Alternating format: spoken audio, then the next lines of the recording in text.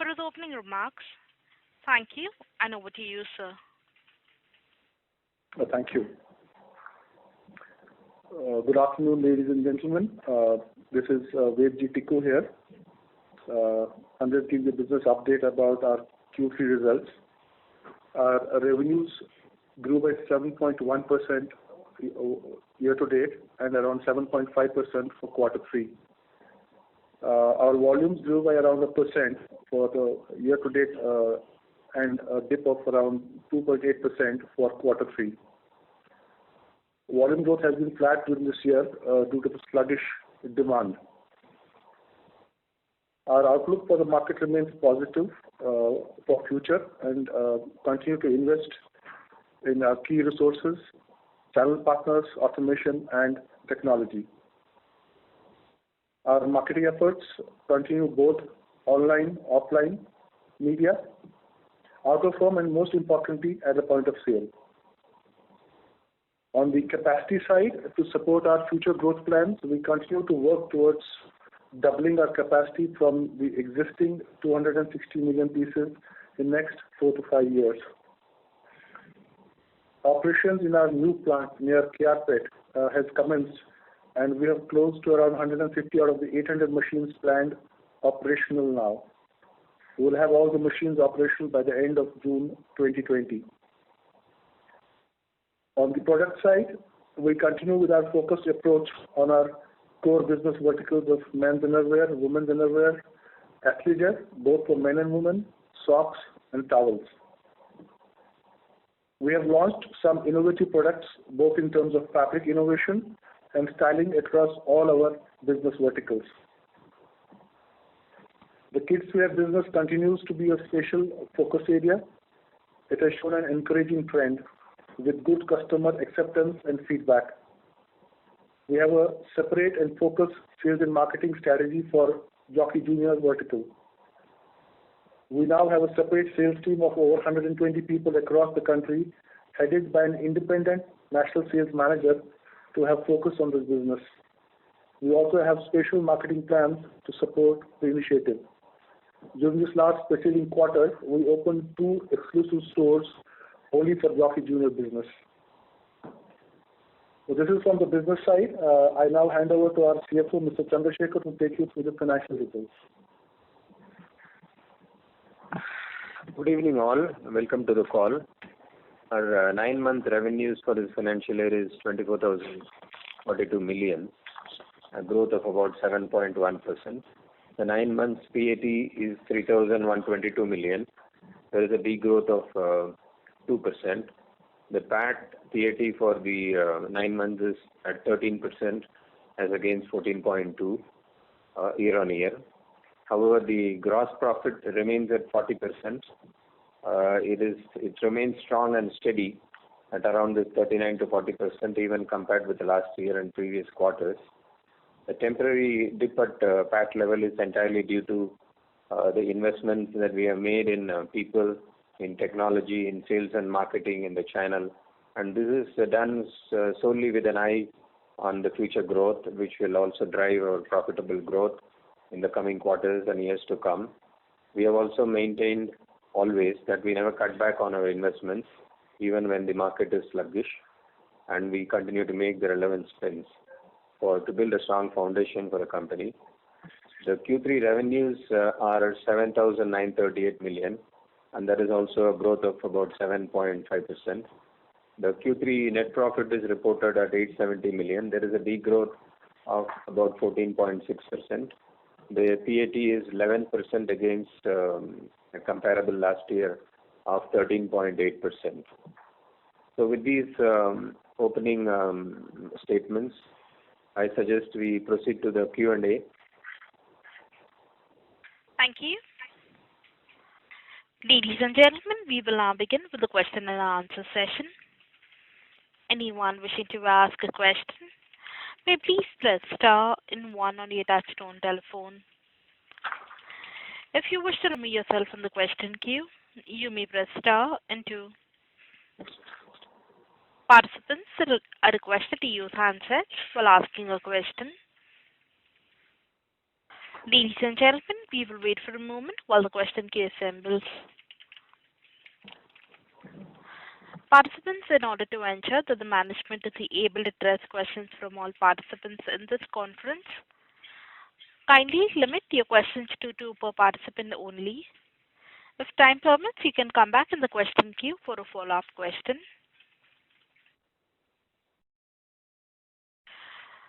The first question is from the line of Dhaval Mehta from ASK Investment. Please go ahead. Yeah, good evening, team. Thanks for the opportunity. So my question is related to incentives. So if you see in this quarter, incentives have increased by roughly around 180 bips YOY. So in absolute number from 21 odd crore, it has increased to around 36.5 crore. So is there any change on ground in terms of competitive intensity or any change in our go-to-market strategy? Any particular reason why such a sharp increase in incentives we have seen? No, incentives, have always been a percentage of our sales. And we have always worked with a budget in mind for the incentives for the year. So, while they could change from quarter to quarter, we make sure that, we are well within our budgets by the time we close the year. Okay. Because even if we see for 9 months, it has improved. It has, as a percentage of sales, it has increased by around 130 bips.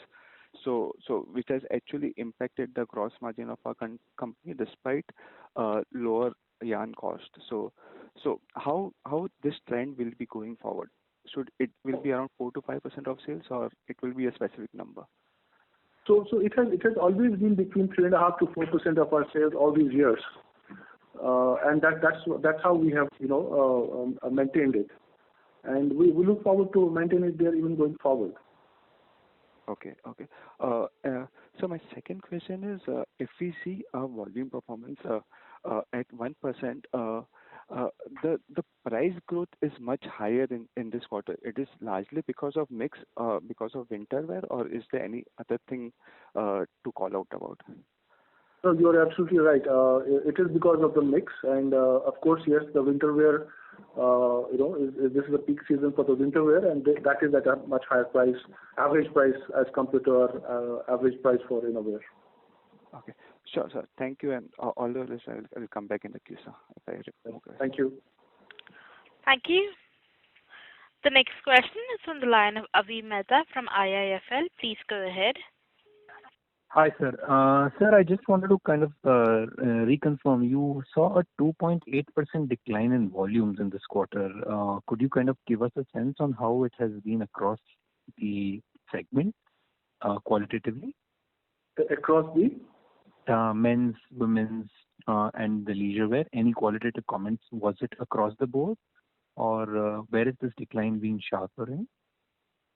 So it's, yeah, you would say, I could say that it's sort of uniformly across the board. It's not specific to a vertical or a range. Okay. And so second is that, last quarter you had highlighted that gross margins were under pressure. You saw a decline on a YOY basis, largely because of product mix. Is that the continued reason for is that the same reason for the decline in gross margin? And your comments on, is the demand weakness resulting in this pressure and hence likely to continue? Any comments on that would be helpful. See, the demand pressures have been there throughout the year for this entire financial year. And the gross profits, actually, if you look at the gross profits, the gross profits are sort of, we have maintained the gross profits.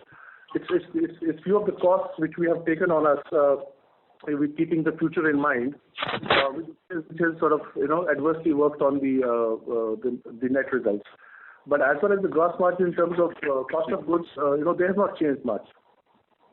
So, but I mean, if I look at the gross margin, I see there is an impact that I see in this quarter specifically. I was just trying to kind of parse whether this was because of mix again, or was there any promotional intensity increase? No, it was neither of them. The main reason for the gross margin has been all the investments what we have been making, in last couple of months on the technology side, we have done a lot of investment on the technology side, and there were a few payouts which were done during this quarter. We also have recruited some very key positions in last this financial year. So the cost of people has been one major investment during this time. So it is things like those which have impacted the gross margins. So, but that will impact EBITDA, right, sir? You are talking about EBITDA, but in gross, it will just be cost of raw materials, right? Yeah, you're right, Avi. As far as the gross margins are concerned, it's 38.2 for this quarter, yes, against 40.1 for the previous quarter, and that is largely because there was under absorption of the factory overhead and labor for this quarter alone. But on a 9-month basis, we are 39.6% and YTD is 39.4. And when I say gross profit, I include all the material labor and the factory overhead. Oh, so then I remain around that 40% mark, consistently even going back to last year. So the price increase that we've taken recently should help us kind of pass this on. Is that a fair way to look at it? Because we typically take price increases at this time, right? So would that kind of help us tide over these pressures as we go forward in the gross margin? Price increases have helped. And yes, you are right. Going forward, the full impact of the price increase would improve the margins a bit. So would you revisit your margin expectation for FY20? You had said 21% on an overall basis. Given that 9 months is 19%, how do you see that trending, and what could you kind of give us? That's all from my side.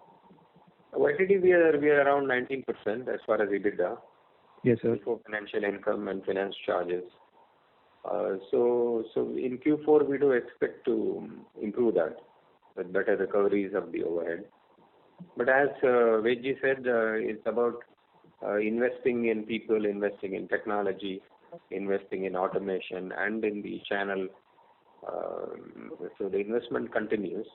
The only thing is the expected volume and the revenue growth hasn't come. But if that be so, then the margins would be pretty much intact. Okay, sir. So any guidance or no, you would not want to kind of share for the full year? We typically do not issue any guidance. Okay, sir. Okay, that's all from my side. Thank you very much, sir. Thanks. Thank you. The next question is from the line of Akshan Thakkar from Fidelity Investments. Please go ahead. Yeah, thank you. I just wanted to understand. Sorry to interrupt, Mr. Thakkar. Sir, can you speak a bit louder? We're not able to hear you. Am I audible now? Yes, much better. Thank you. Thank you. So just wanted to understand the way you define gross profit in the presentation that you guys have put out. Up over and above the raw materials that you guys have disclosed, there are other cost line items sitting over there. So what are the different line items that you include over and above raw materials over there? Above raw material, you have also subcontract expenses, and there are power and fuel and consumable stores and spares and repairs and all that. So the gross profit is after all those factory-related material, labor, and overhead. Okay. And if I see your annual wage cost last year, let's say, was 467 crores, what part of that would be towards sort of manufacturing? I'm just trying to get a rough sense here. If you look at YTD, labor cost would be in the region of 2,000 million.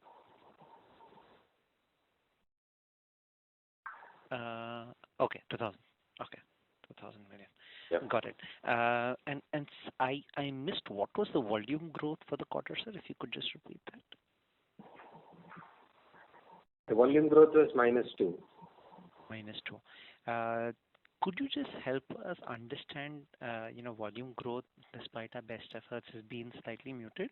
How much of this is generally with what's been happening in the market, or is there like a channel level destocking or something to that effect? If you could just give some color as to, how do we read the volume performance over here? The action, as you're aware that we also have close to around 700 plus own stores now. And that's quite a good barometer for us to understand, what's the general sentiment and trend in the market, because these stores are across the length and breadth of this country, across the cross section of cities, metros, tier 1, tier 2 cities. Yeah. And we very clearly can see a trend that the walk-ins to the stores are have reduced considerably last couple of years. And so one of the biggest reasons has been that the offtake from the stores and the shelves is low. That's been the only reason for this degrowth in the volume. Okay. All right. Thank you, sir. I'll come back to the queue for other questions if I have. You're welcome. Thank you. Thanks. Thank you. Ladies and gentlemen, in order to ensure that the management is able to address questions from all participants in this conference, we request you to limit your questions to 2 per participant only. The next question is on the line of Aditya Somar from Goldman Sachs. Please go ahead. Hi, good evening. Just 2 questions from my end. Firstly, was there an increase? I mean, you mentioned channel incentives. So despite channel incentives, there was sort of a decline in volumes in the quarter. What would you attribute that to? Is it just the economic environment, or do you also see other competitors just giving higher margins? So as I just explained, Aditya, that it's the general sluggishness in the market right now, and the offtake from the shelves is much lower. So that's one of the biggest reasons for this. And as far as the margins are more or less, most of the people who are catering to the premium segment of the business, the margins are more or less the same. There's hardly any difference between the margins which are being offered by all other brands. Yeah. No, the reason I was asking was because you indicated that channel incentives were higher. So if not margins, then were they higher in some other format in terms of extra credit or something of that sort? No, not at all. So what I said was earlier that our incentives are actually are bound by the budget. So when we start the year, we have a proper plan for the amount which can be spent towards the incentives, especially the trade incentives. And we, by and large, stay within the parameters of our budget. And so there could be, quarter to quarter dispersion between the amounts, which could vary. But by the time we end the year, we always have, been within our budgets. So I don't see that this changing much, and we should be within our planned budgets by the time we close the year. All right, very clear. And just lastly, in terms of the sort of volume decline, was there a difference in sort of your own stores relative to, say, the MBOs? No, it's actually an interesting question. For some reason, we have been noticing this for many years now, that our company's overall growth and our like-to-like store growth, our own stores, the EBOs, has always been more or less 1% plus minus. They've always been almost coinciding. So they're quite similar, both the MBO business and the EBO business as a percentage of sale of growth.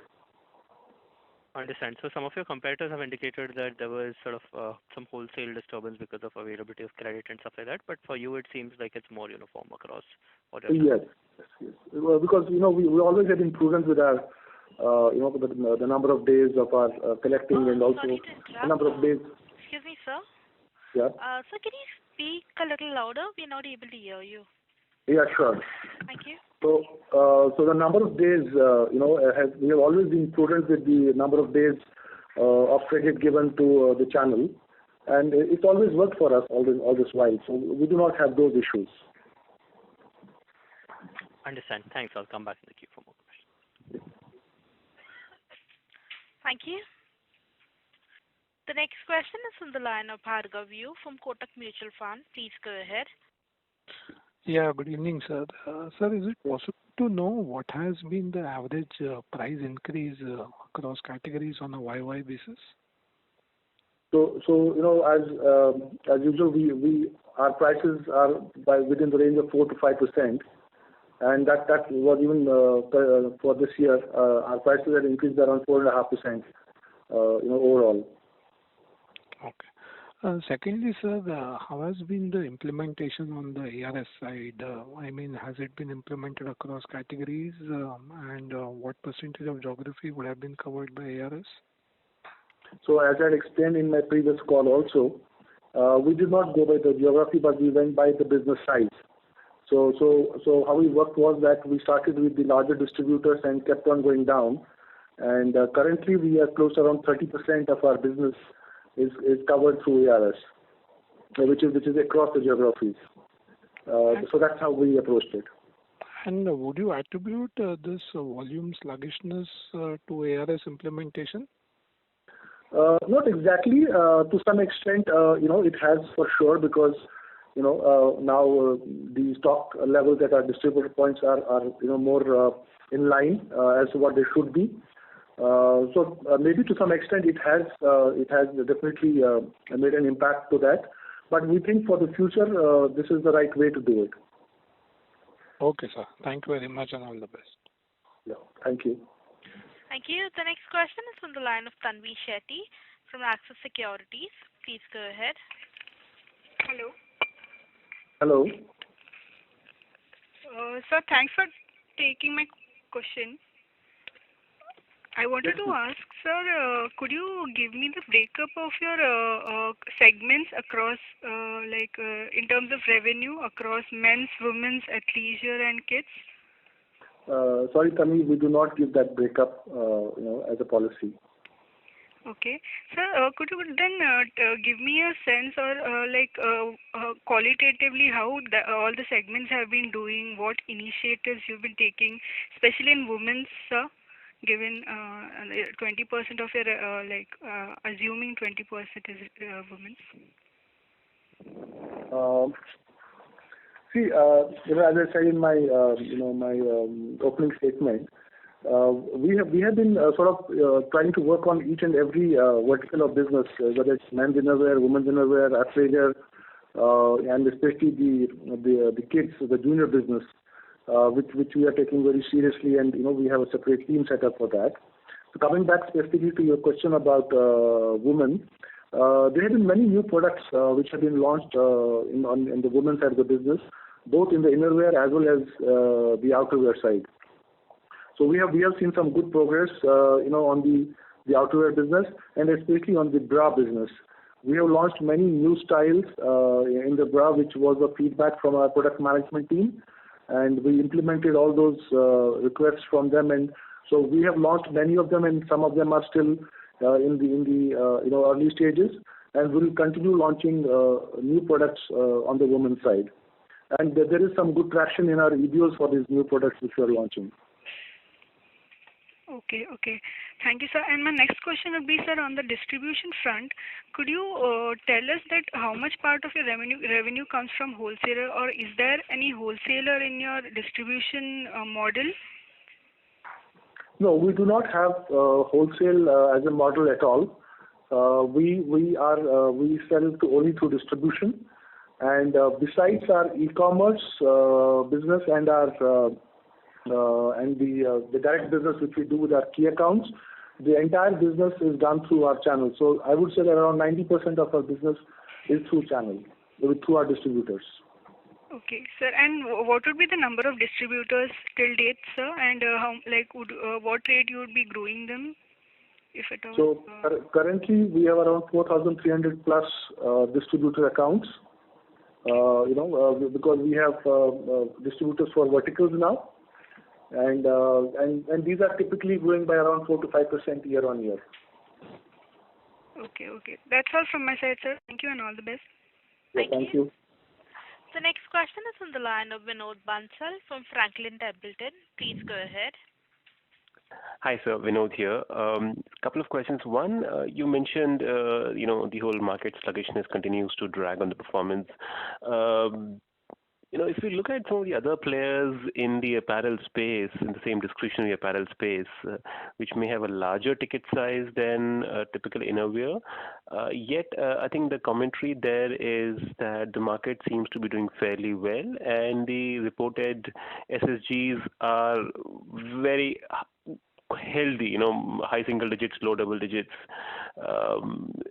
where is it that innerwear is getting disconnected from that market, despite both being in a similar ticket size and similar discretionary space? On the contrary, what reports we have is that most of the apparel brands actually in the quarter have degrown, except barring one group. Most of the others have degrown. So if you are taking instead of just one, I'm not sure about that. But it's not disconnected at all. It's the innerwear industry is very much part of the apparel piece, and most of the apparel and the innerwear, even if you take all the innerwear competitors or the innerwear, all the people playing in the innerwear segment, this is a general story, because we have the reports from all other companies which we looked at, and the story looks to be quite similar and even worse at many places. Sorry, I don't have much of history about this business. Could you share your insights as to when we had downturns, macro slowdowns earlier, 3-4 years back, or 5-6 years back in 12-13, go back prior downturns? Did the innerwear perform as weak as we have this time around, or this is particularly weaker this time around for the industry? This time around it's weaker, and see, the other thing is also was that was 2008, which was almost 12 years back, and even our size was very different, and so it is definitely a little bit more weaker this time around. I'm sorry, I joined a call a bit late. Could you share, if you have shared already, the EBO SSGs for you? What would be like this quarter and for the 9 months? Sorry, EBO what? EBO same-store growth for the quarter and the 9 months? No, I didn't share that separately.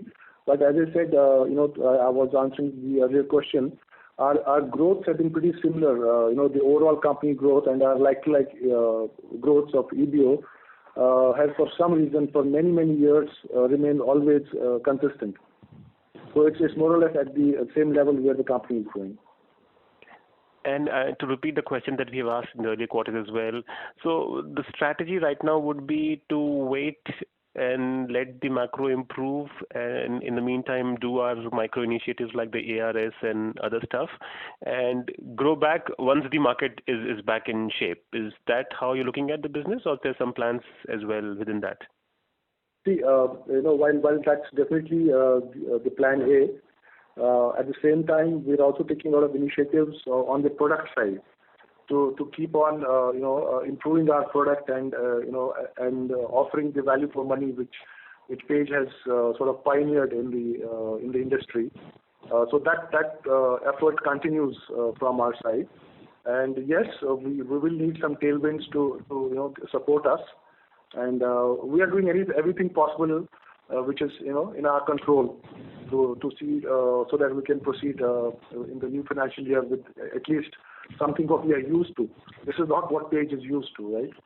And we'll continue every effort at our end. For example, Mr. Chandrasekhar gave the example of our investment in people, technology. That continues. The ARS, the digital side of the business, both in front and back end. We are working on our supply chain. We have got onto JDA for our complete planning at the back end. So we are investing very heavily on these side of the business, so that we are robust, and as soon as we have some strong winds, we're ready to fly again. Fair to presume that the ongoing quarter, the current times are equally sluggish? Sorry? Just the last question I had was, fair to presume that the ongoing quarter, the current this season is equally sluggish as we have seen so far in the year? I won't be able to reply on that, because that would be futuristic. Okay, fair enough. Thank you. Thank you.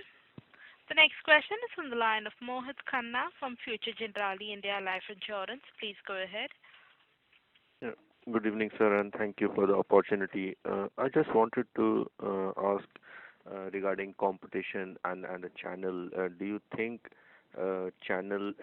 Have you seen any sort of comeback in the markets starting January, or how do you think the competition is faring, and where do you see yourself? Because as you rightly said in the last answer, that Page is not used to these kind of growth rates. Right. So Mohit, when you ask about competition, competition is not something new what Page is seeing now. There have been players in this segment, in the premium segment of the market way back from 2004. When Hanes arrived into India, and after that there have been many other brands who have come. Some have shut shop, some are still there. So it's always been there, all through. So yes, the competition is always we have always looked at all the other brands, but at the same time we have always felt that the most credible competition is ourselves, because we have to keep on undoing what we have done and keep on improving on what we have done all these years. So that's not something which is sort of a worrying factor, or we just need to keep on pushing ourselves and doing things in a better way, and that's what we have done all these years. And also, sir, in the press release you have mentioned that lower ticket products are probably selling more than the premium ones. Could you just please elaborate on that? Thank you. No, we didn't say that. On the contrary, we're saying the other way around. We're saying that one, there's a product mix. That's why there is this, the growth rates which you can see are higher than the volume growth.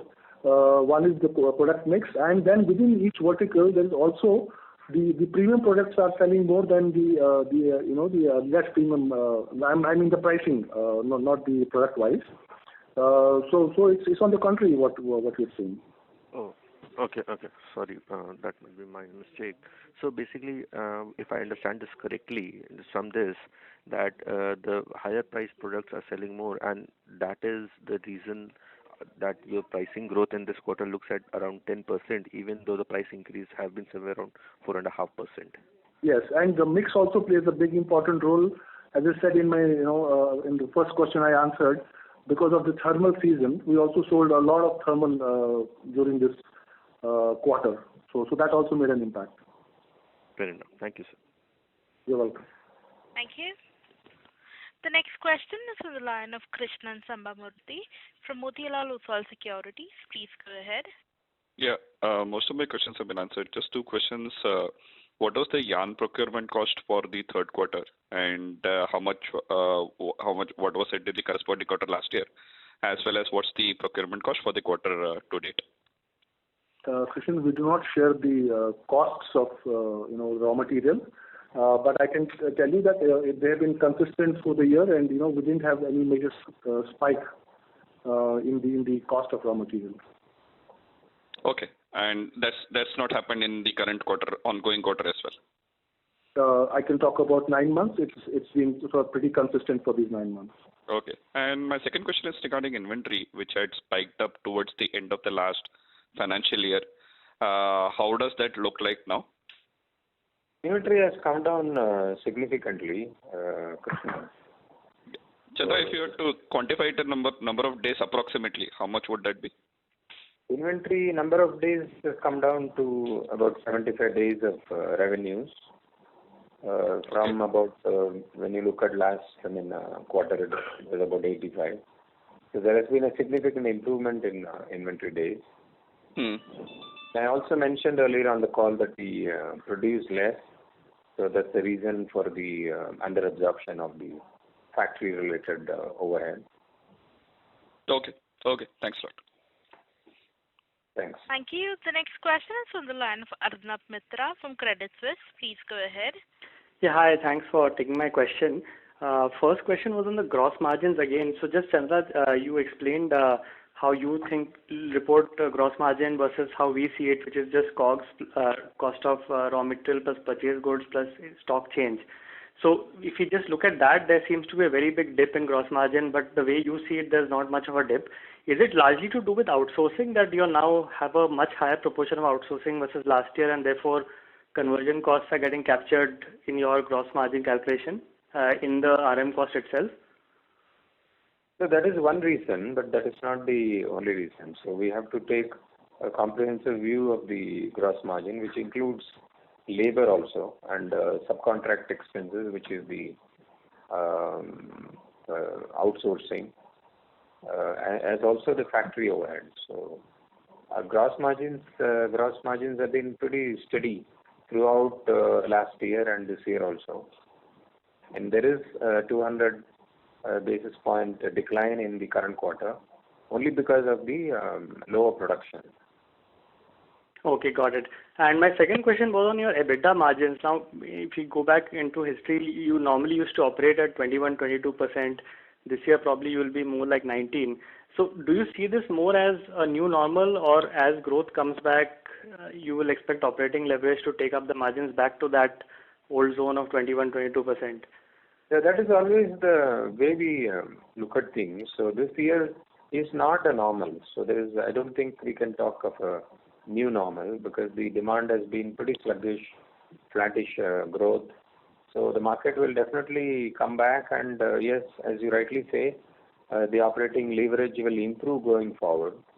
So we'll get back to the margins that we have always been delivering. Okay, thanks. That's it from my side. All the best. Thank you. The next question is from the line of Sumit Patodia from Motilal Oswal Securities. Please go ahead. Hi, good evening. Thanks for the opportunity.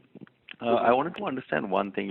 You're implementing a new ARS system, and at the same time, the way if you go through your website, there seems to be an explosion of SKUs that must have likely happened. So how challenging does this get internally? Forget the demand part. Is there a fulfillment challenge as well that you may be seeing? There are two things to your question. One is the new product which we have been launching, and the other is the RS. How is the RS managed with all these new launches? Yeah. See, as you're aware, all our distributors are basically based on vertical of business.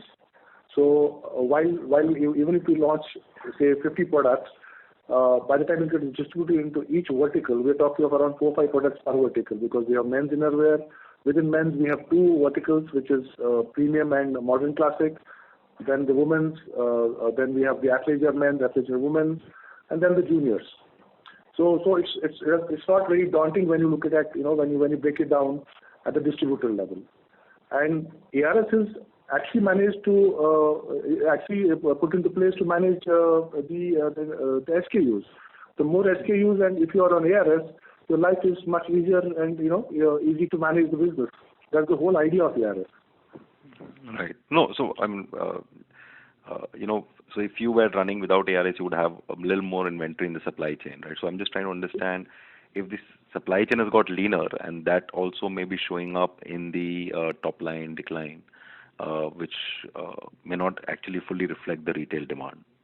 No, as I said earlier, to some extent, of course, because those number of days have been reduced from our distributors, because the whole idea is that we want our distributors' ROI to improve. We want the stock to be healthy, and hence loss of sale is taken care of by having the right relevant stock at each distribution point and eventually at each retail point. So yes, there has to be some pain for some gain, and this is the a pain part, and I'm sure once we completely go through this, there's going to be a lot of gain out of this. Okay, and second question was, are there more products or more categories that you're looking at, or you have your plate full already now? Not more categories, but product within the categories, yes. Okay, so we will not go into, let's say towel or a sock or leggings. When you would you call them new categories or new products? No, towel is a category. Socks is a category. Leggings? Leggings is part of the athleisure business, which is women's athleisure business. Okay. So that is not a new category. Got it. Yeah. Okay. Thank you. Best of luck. You're welcome. Thank you. The next question is on the line of Somal Mehta from BNP Mutual Fund. Please go ahead. Yeah, thanks. So my first question is, if I do an implied basis, there is a mix improvement of about 4-5%. I mean, is it fair to assume that the improvement mix really doesn't impact margins, because margins doesn't seem to have improved even on a gross margin basis?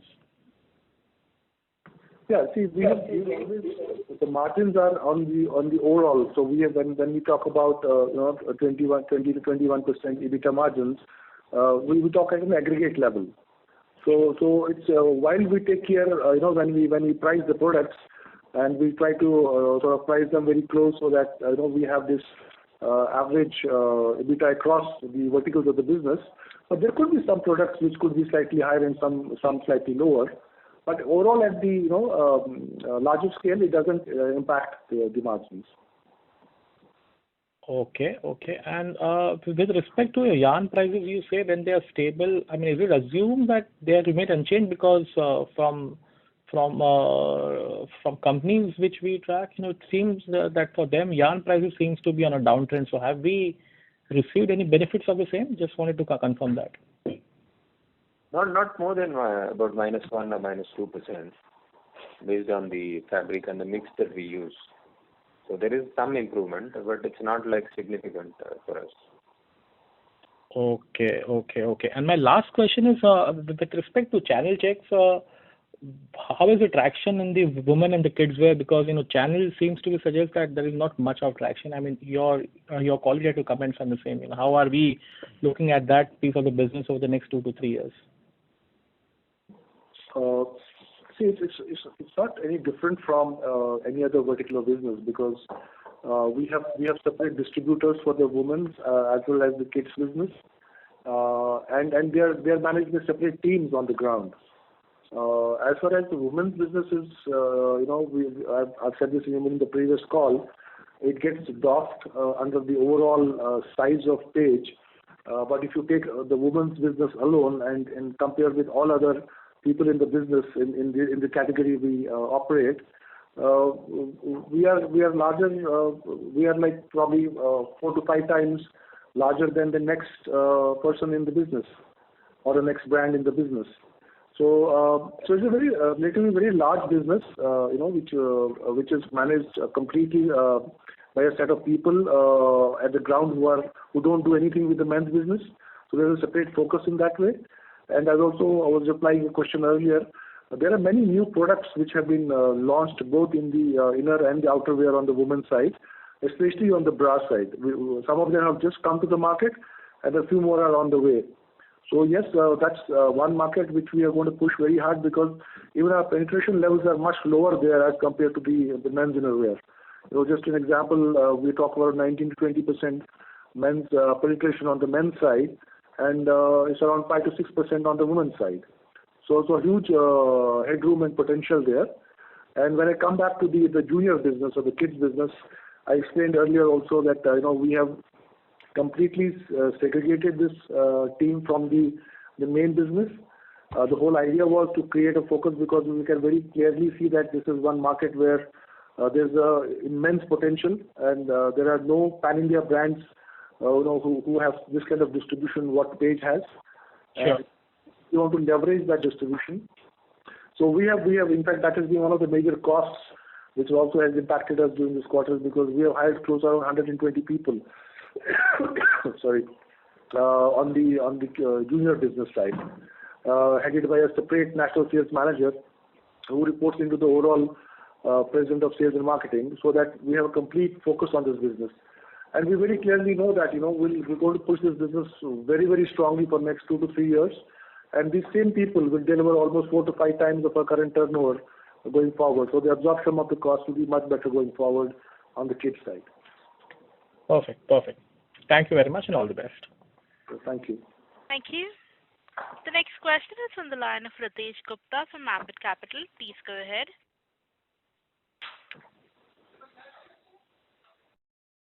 Ritesh, your line is unmuted. Please go ahead. As there's no response from the current participant, we'll move on to the next. That is on the line of Bharat Shah from ASK Investment Managers. Please go ahead.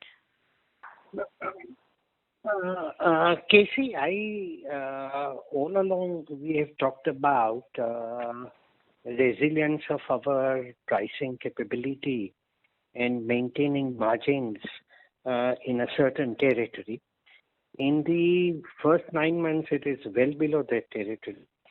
But not only that, the underlying presumption was all along that at the margins that we are talking about,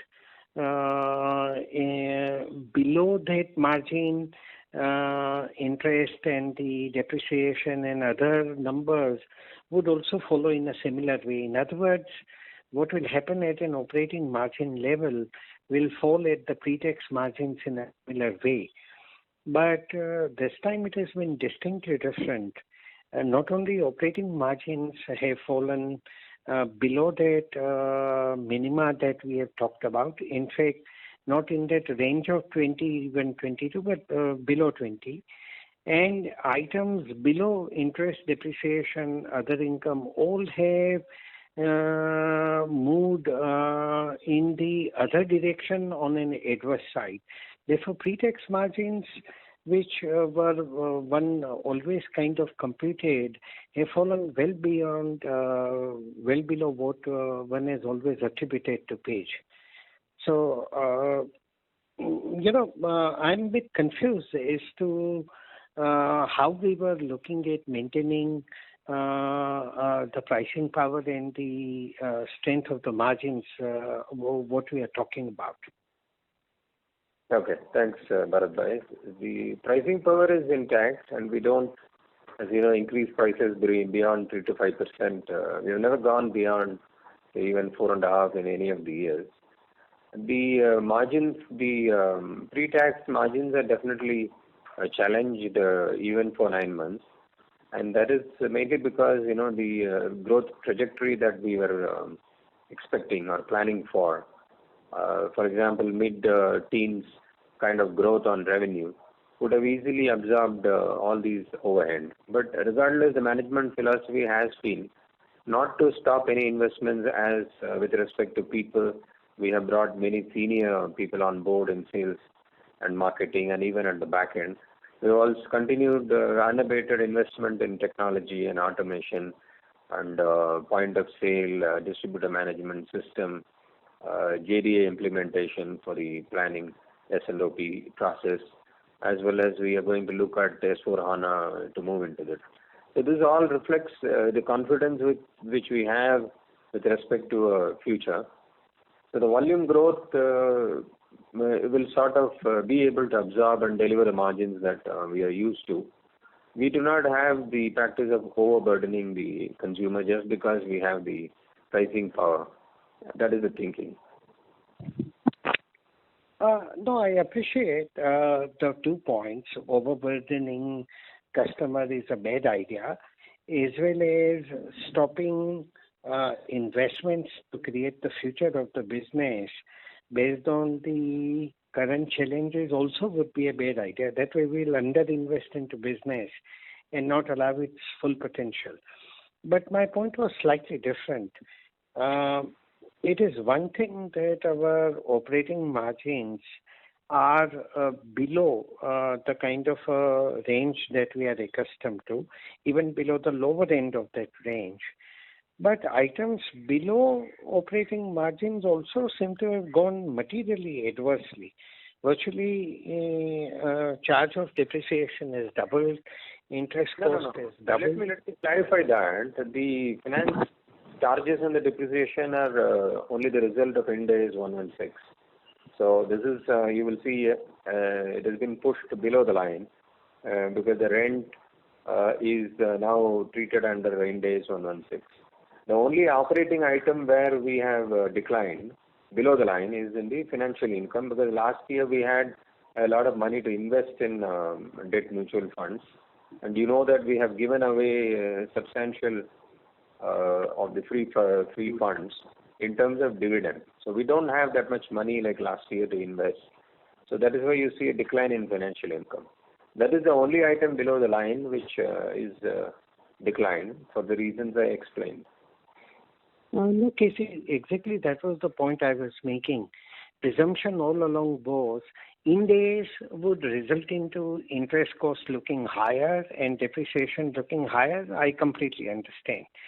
But presumption was when we talk about sanctity of the operating profitability, presumption was that how it was done earlier, whereby without Ind AS effect, what the margins would have looked like, and adjusted margins, which typically finally would fall at a pre-tax level, would be maintained in parity.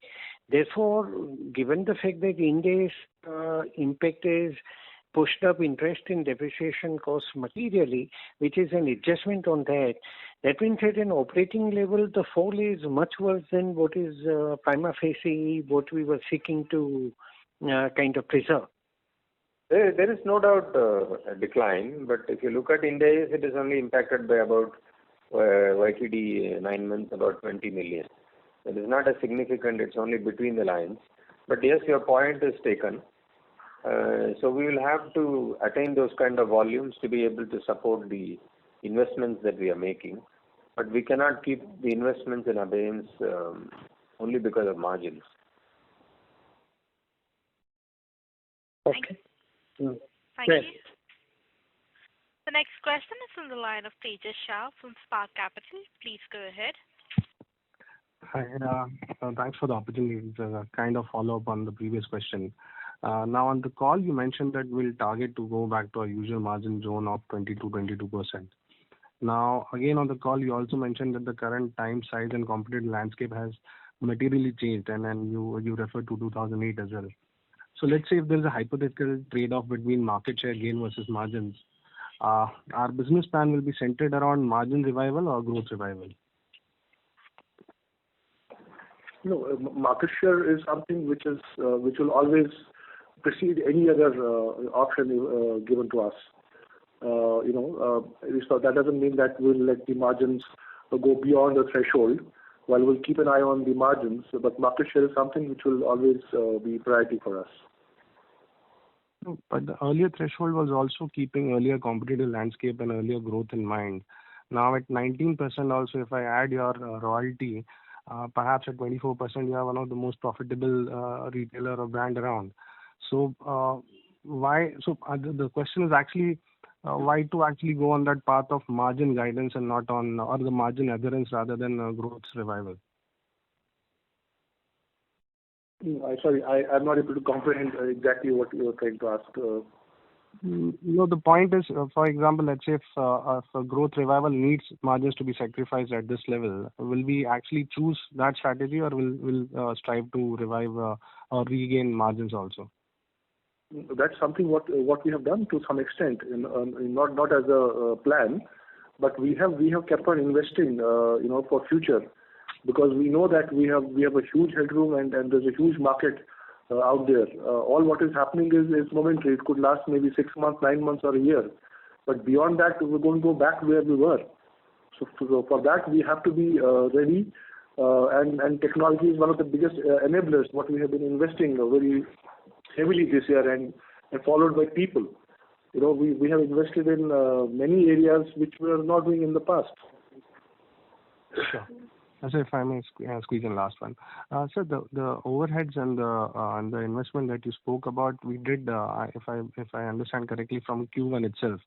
And all the other factors which are gross margin drivers were actually positive, realization, mix, and even cost. You said there was no divergence there also. So why this impact was felt in this quarter and not earlier quarters?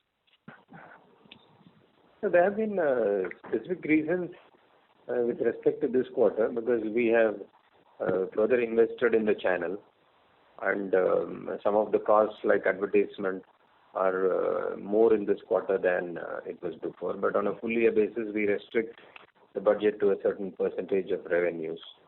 So as a very narrow view of one quarter will not give the full picture, because everything is not linear in that sense. Sure. Fair enough. That's all from my side, and sir, all the best. Thank you. Thank you. next question is from the line of Suvarna Joshi from Axis Securities. Please go ahead. So thank you for the opportunity. Most of my questions are answered. Just have two questions. One, while we've talked that we are making all the right kind of investments that are required to kind of grow our business, and we would just wait for the macroeconomic backdrop to kind of improve and support the growth. In that context, what would be the lead indicators that would kind of suggest to us that the growth is likely turning around for the industry and specifically for Page? That was my first question. And the second question, you mentioned in one of the answers to an earlier participant that the distribution has been growing at about 4% on an annual basis. So while we are largely a metro-focused kind of a distribution setup, are we also looking to expand specifically in the women wear in the Tier 2, Tier 3 cities, or we still have a lot of headroom to grow in the metro itself? So these are my two questions. So first, I'll start with your second question. I'm not sure how you got that we are a metro-centric distribution setup. We currently reach around 2,600 cities and towns through our distribution across the country. We cater to metros, Tier 1, Tier 2, and Tier 3. And we also have done some inroads on the rural side of the business for all verticals of business, which is men's innerwear, women's innerwear, and athleisure business. So, but having said that, you're asking about the scope.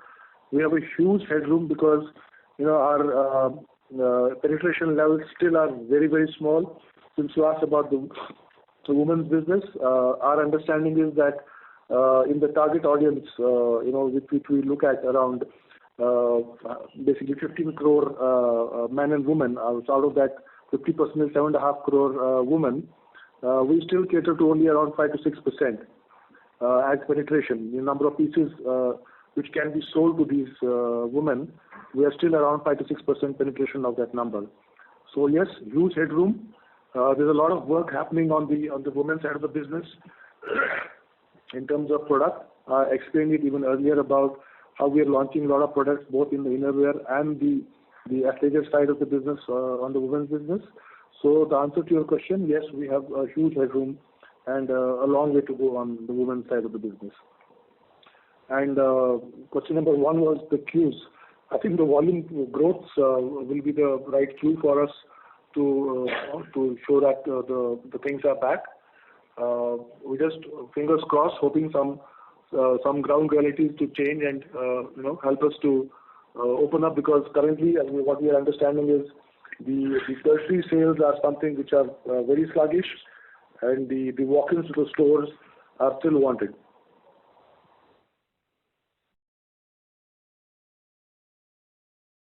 Thank you. Ladies and gentlemen, that was the last question. I now hand the conference over to Mr. Chandrasekhar for his closing comments. Thank you very much for all the interesting questions. Have a great day. Bye-bye. Thank you. Ladies and gentlemen, on behalf of Page Industries Limited, that concludes this conference call. Thank you for joining us, and you may now disconnect your lines. Thank you.